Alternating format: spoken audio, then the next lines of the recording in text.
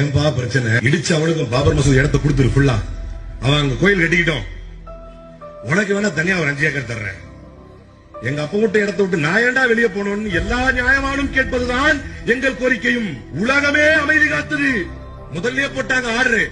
தீர்ப்பு வரப்போது பட்டாசு வெடித்து கொண்டாடவும் கூடாது, சோகம் பண்ணி ரோட்டுக்கு வந்து போராடவும் கூடாது. டிஸ்க்ளைமர் ஃபர்ஸ்டே போட்டாங்க.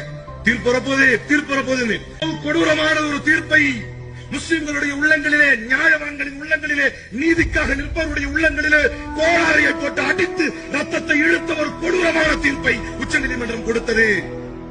உலகமே அமைதி காத்தது. ஐயோ வாய் திறக்கக்கூடாது என்று அன்றைக்கு தமிழகத்தில் இந்த முஸ்லிம் சமூகம் நன்றியோடு நினைவு கூறக்கூடிய ஒரு தலைவர், அன்றைக்கு தமிழகத்தில் வாய் திறந்தால் ஒரு மிகச்சிறந்த தலைவன், மிகச்சிறந்த புரட்சியாளர் அம்பேத்கரின் மாணவன், விடுதலை சிறுத்தைகள் கட்சியின் தலைவர் தொல் திருமாவளவன் அவர்கள் மட்டும்தான் இந்த தீர்ப்பை கண்டித்து இது ஒரு அடாவடித்தனமான தீர்ப்பு, இது ஒரு கட்ட பஞ்சாயத்தின் தீர்ப்பு.